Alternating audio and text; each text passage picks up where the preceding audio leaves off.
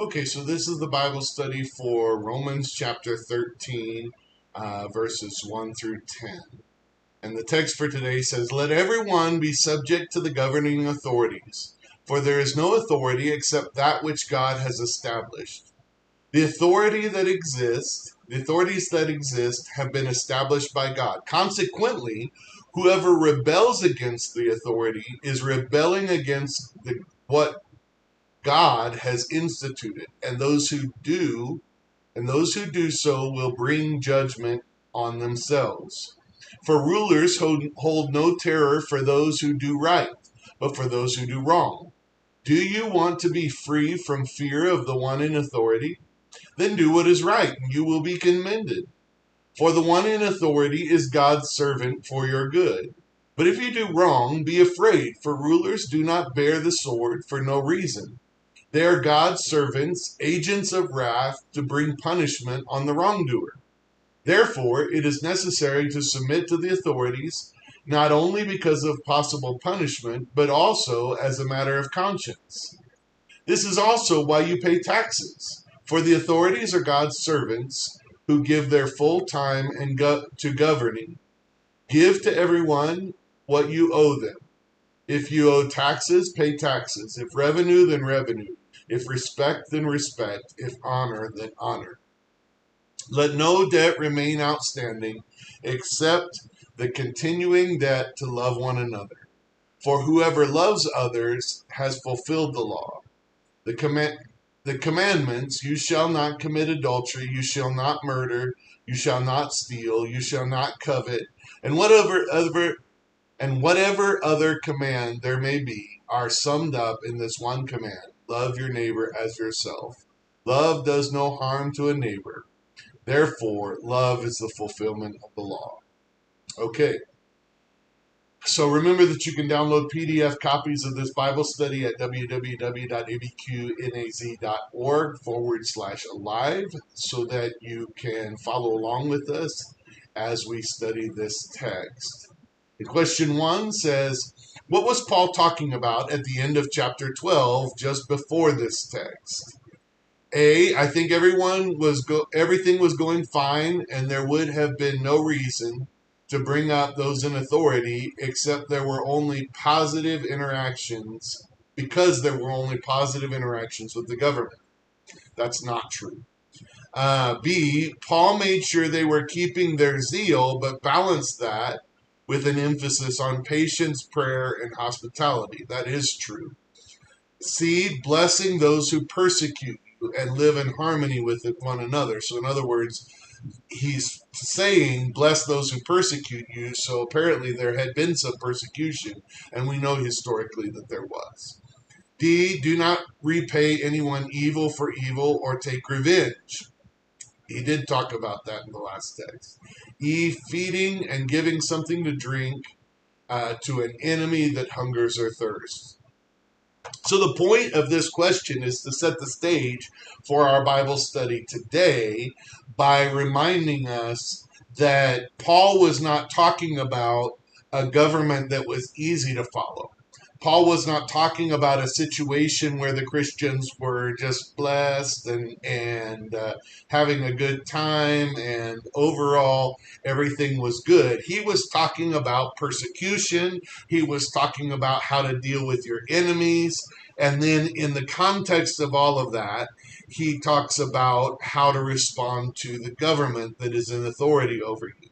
And I want to say that because it is likely that the United States of America is one of the easiest governments to submit to in the whole world.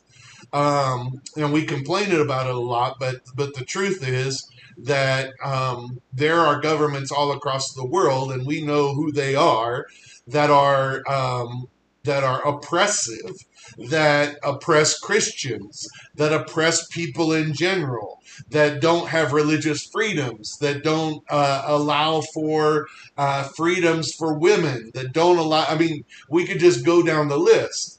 I talk to my African brothers and sisters who've come here as refugees, and one of the things they tell me is that in the places that they've been, everybody's corrupt. And we could say, well, everybody's corrupt here too, but not in the same way. If you we have African folks that get in a car accident and run because they're afraid of the police, and are afraid that the police are going to sort of arrest them or detain them unjustly, that are going to extort them for money. Not because our police do that, because I think generally there is corruption, of course, but generally that is not okay, and that's a big scandal. And Larry Barker with his comb over shows up at your door when you've done something like that. Okay. By the way, you see Larry Barker coming. If you're in New Mexico, you know what I mean. Lock the door, don't open it, because something bad's about to happen. You didn't know you were in trouble, but you're in trouble now, buddy. But the the African population that we have comes from such a level of corruption that they expect that here, and we have to educate them that we don't actually have that here. And I say all this to say that Americans are spoiled, and um, maybe I need to be a little stronger. We act kind of like spoiled brats, complaining about our government and whatever corruption we see and whatever. And part of that's because of the freedom that we have. It allows us to say those things out loud, which ironically is also the thing that allows us to catch that when it's happening, which is why it's not rampant the way it is in some countries. Now, I say all that to say that when Christians read this, they complain about what Paul is teaching us in this. And that's why we're going to get into what Paul's teaching, but we try to make ourselves the exception and say, well, yeah, I mean, we got to submit to authority, but not if it's like this, and we use our government as the exception. And I just want to lay out the kind of understanding that we probably ought to have, that there is no government that is easier to submit to than our government in the whole world. And Paul was addressing people who were under a government that was not their friend, that was not easy to submit to. So this should not we should not be the exception to the teaching that Paul is giving us in this text, but rather it should be even easier for us to do what this is saying than it was for the people that it was written to originally, and then it would be for many people to read this and to follow. So sort of get off your exception train. Jump down and get down, and let's listen to what God is saying to us through this text, and not try to sort of get ourselves out from under it because we have an exception in our situation. If there was ever an exception, it would not be our situation. Number two, how does Paul start this passage in verse 1? He says, let everyone be subject, everyone be subject to governing authorities, for there is no authority. So let everyone be subject to the governing authorities. That's what the study says. Those are the blanks. Number three, why, according to the second part of verse 1, does this text say that we should be subject to our governing authorities? So, for, which means because, the authorities that exist have been established by God. In other words, the people that are in charge for a reason, and would not and could not be in charge if it weren't for God allowing for it, at very least, if not ordaining it himself. And so what we need to hear from that is it's not an accident that that person's in charge. Well, how could God do this? What does he not know who this person is and what kind of person with the orange hair we have here? Does he not know? I think he knows. Does he not understand how old our president is and senile and whatever? He understands. He knows. Does he not understand the authoritarian? He knows. He knows. And we may not, it's probably us who does not understand.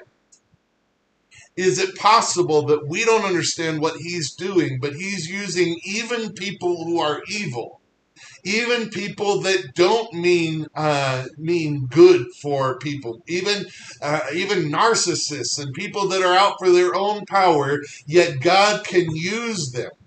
We go to the Old Testament and we find out that Nebuchadnezzar was an instrument of God that he had put in position. We find out that many of the kings, even those that opposed Israel and brought armies against the people of God, God calls them his hand, his army. So we need to understand that God uses those things, even if we don't understand why, even if we don't think he should, even if we think that person is unjust or evil. God has put that person in a position for a reason and is using them. And therefore, we need to recognize God in the situation and submit to God. Even if we don't like submitting to the people that God has put in charge, we've got to recognize that God did put them in charge, and therefore we need to be submitting ourselves to them, be subject to them.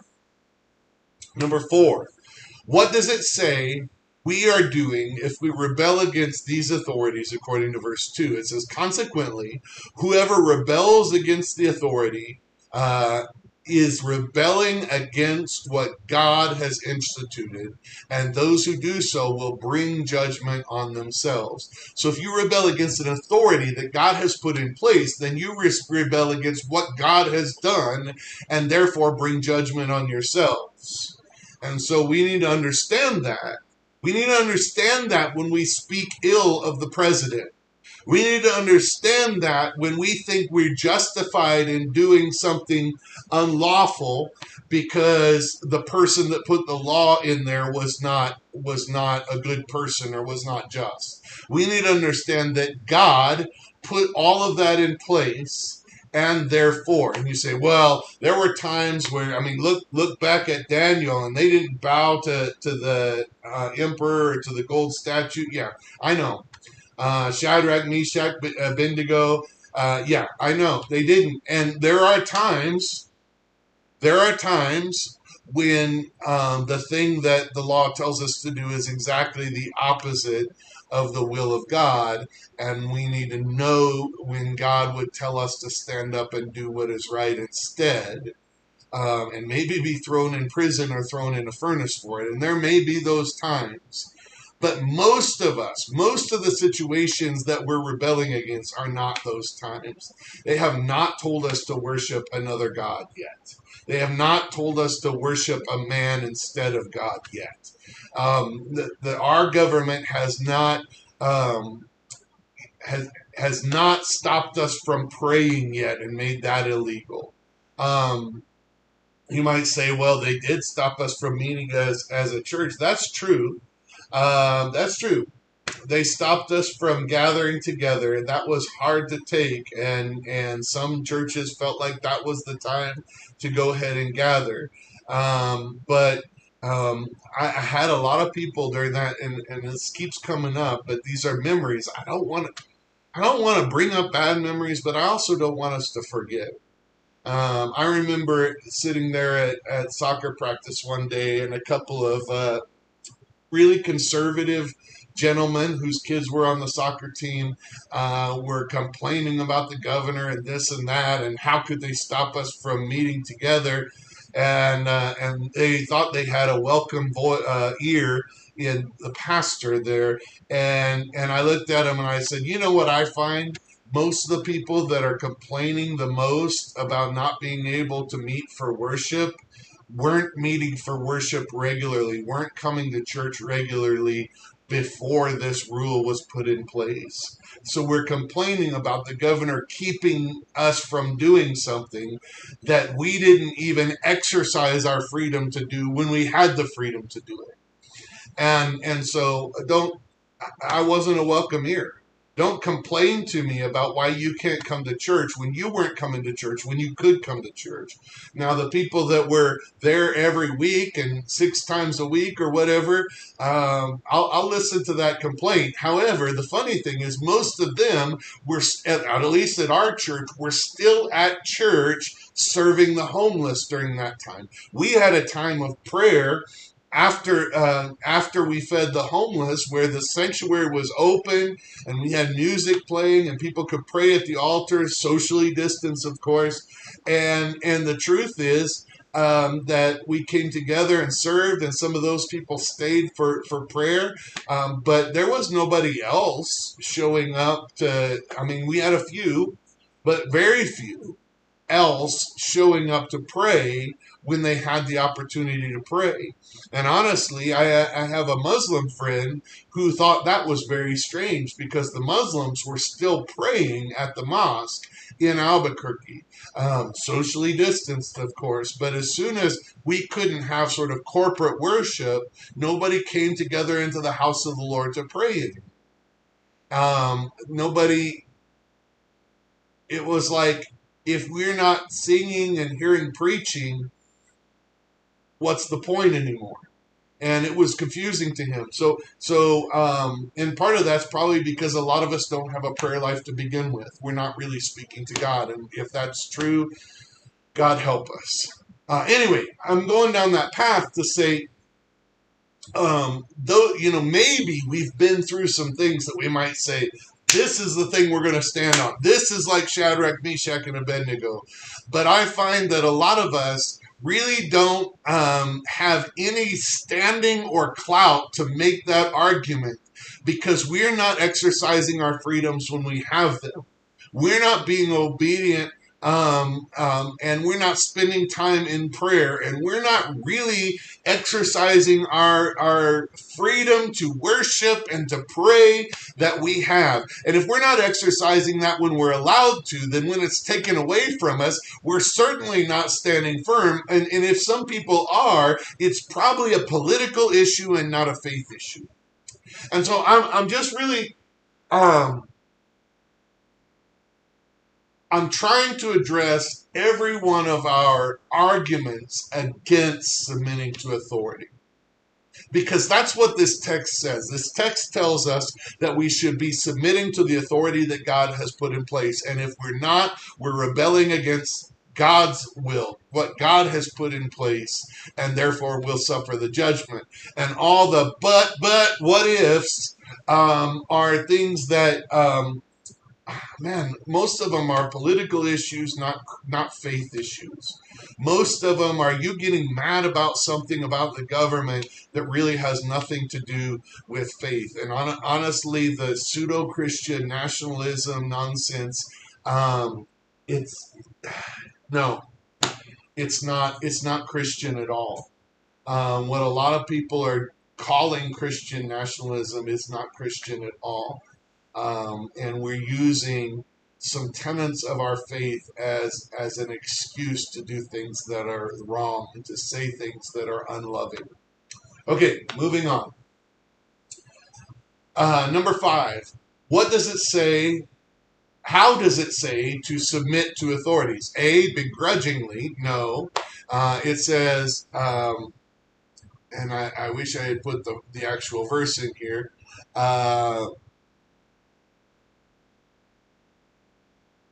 Let's see.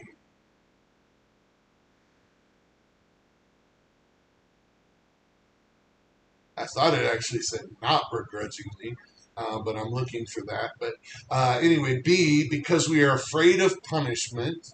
No. C, because our conscience tells us the right thing to do. Yes.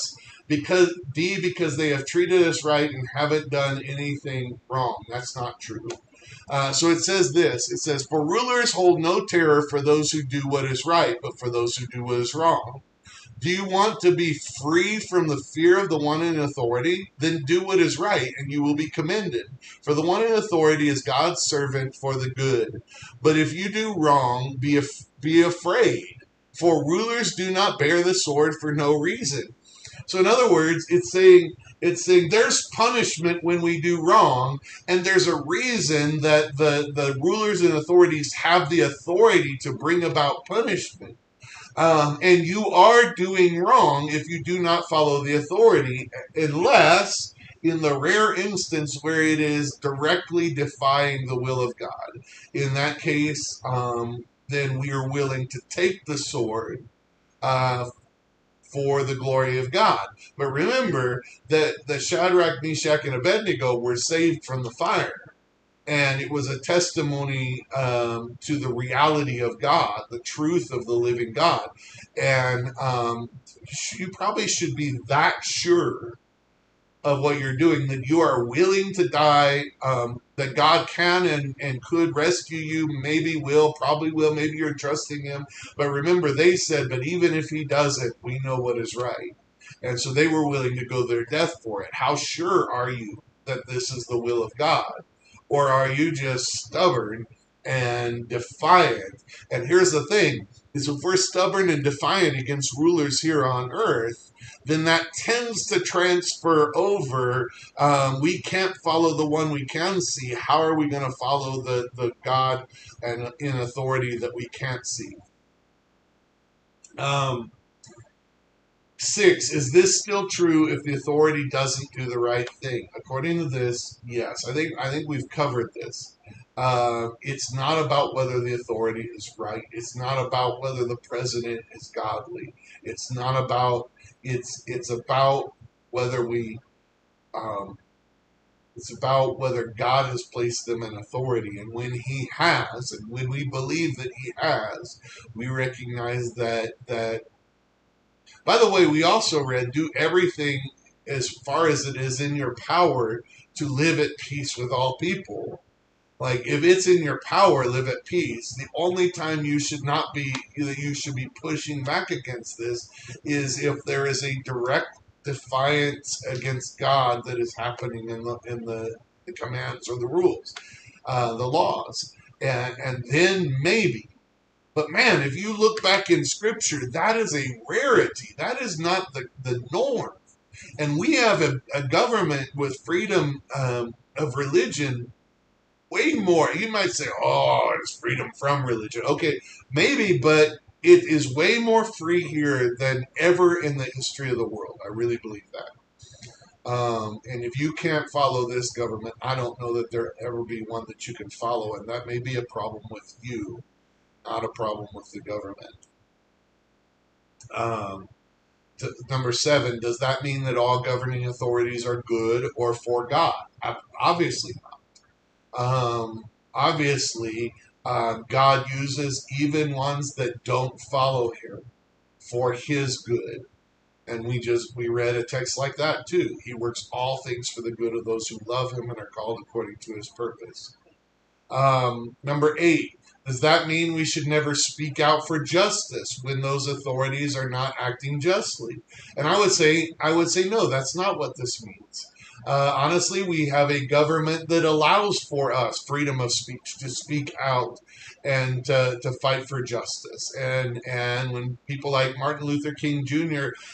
Did so, particularly with the peaceful protests, he enacted change. There was change that happened because of what he did, and so we are allowed in our government, in our country, to speak out against injustice. And so I would say that we can use that freedom, but be careful. Freedom to speak out and defiance to overthrow the government is a very different thing. Number 9, how do we balance these sometimes conflicting truths? I would say this, sometimes it's tough. Sometimes it's tough to balance these seemingly conflicting truths, that we could speak out against injustice, but we need to be careful to submit and be subject to the authority of the land. But I would say this, that if we have relationship with God and we're being led by the Spirit, then we know when is when, which is which. And I fear that one of the problems is we don't have that relationship with God, so we're doing what we think is best. And oftentimes it has nothing to do with what is really what God wants. Number 10, what does this text say about taxes? It says, pay them. It says, this is also why you pay taxes. For the authority of God's servants who give their full time to governing, uh, for the authorities are God's servants who give their full time to governing. So this sounds very similar to what God says about tithes and offerings, honestly, and where they should be going, and they should be going to support the priests or the pastors who give their full time to serving you. And so Paul says something, God through Paul in this text that puts government in a priestly role, sort of. Not that we live in a theocracy or something like that, but that these people serve the people, and if they serve the people, then we should be supporting their income with our finances. And you can say, well, we shouldn't be supporting the military, or maybe you think we should support the military, or we shouldn't be supporting our welfare system or the extent of our welfare system. I know all the political arguments. This doesn't put any of those into play. It just says we should pay taxes. I never thought this was really even a choice or a thought until I met a guy at a senior center a few months back that was convinced that it was against the law for them to even collect taxes, and that it's illegal for them to collect taxes, and therefore he shouldn't have to pay it. And I used um, some things that um, a friend of mine has said to balance some of my views on him, and that is, if we're using the roads, if we're sending our kids to the schools, if we appreciate having the police or fire department come when we call, then we probably should be paying for those things. Um, and I don't think we would want those to go away. So if you're not going to pay taxes, then you better stop using all of the things that your taxes provide, or else you're stealing. I would say that. And I would say that's consistent with other things that Scripture tells us about tithes and offerings, and say this about taxes too, perhaps. Number 11, what does it mean that we should leave no debt outstanding? A, we should not take out a loan. So some people have interpreted this and other texts to mean that we should not take out loans. I would say that in our current cultural situation, it is very difficult to own a home if you don't. Um, and I would say this: um, I own a 3 bedroom home. I have a mortgage, and my mortgage payment is less than half of what my rent payment would be if I was paying rent to somebody else. Now, of course, I got to pay utilities and things like that, and sometimes utilities are included. But I would say I would I would actually love to go rent again so somebody else could fix all the things that go wrong in my house. I've thought that a lot because I don't have a lot of time. But I feel like it would be poor stewardship for me not to have bought a house. It would be difficult for me to save the cash up front to buy a house in our culture, because I would be paying twice as much to live in the same size of house, or two and a half, 3 times as much to live in the same size of house. And I wouldn't be able to save that money toward buying a house cash later on in life. And so I feel like that would be poor stewardship. So some people have said, don't owe money because that person you owe money to is your master, and that's scriptural. I believe that. I agree with that. Um, I think that we should apply that more than we do, But we should not necessarily be legalistic about it. And here's what I mean by this. I think that when it's good stewardship to have a mortgage, we should probably have one. When we're using our ability to borrow money in poor stewardship by running up credit card debt or taking out some kind of consumer or signature loan with high interest to pay for a vacation, I think those things are poor stewardship, and then we become a master to that person that we owe money to, and we're tempted to not do the things that we should, like tithe and give in other ways. Um, but I'll say I'm talking from a broader biblical principle point of view. Um, that I think we should not be legalistic, but I think we should understand what it means about this truth. But I'm not even sure that so this is talking about taxes. I'm not sure that this is talking primarily about loans. The text that talks about our master being the one we owe money to is a different text, and we could apply that to loans for sure. B, it doesn't sound like it is just talking about money because it follows verse 7. So verse 7 says, uh, give to everyone what you owe them. If you owe them taxes, taxes. If revenue, revenue. If respect, respect. If honor, honor. So it's talking about debts beyond just money, clearly. And that is confirmed here in a moment in the later parts of that scripture. C, we should not be the one in the wrong who causes tension in a relationship. So if we owe something that we are not paying, then we're going to cause tension in the relationship, whether that's taxes and that causes tension between us and the government, whether that's some sort of income that we owe somebody and that causes tension between us and our employee, whether it's a person that we have not respected and that causes tension. We should not be the one that causes tension in the relationship by not paying what we owe to the other person. We should pay. D, we should pay what we owe, whatever it is. E, it goes along with the rest of the text. It doesn't focus on the other person and what they did right or wrong, but on whether we treat other people right. And that's true. So forget whether you think they deserve it or not.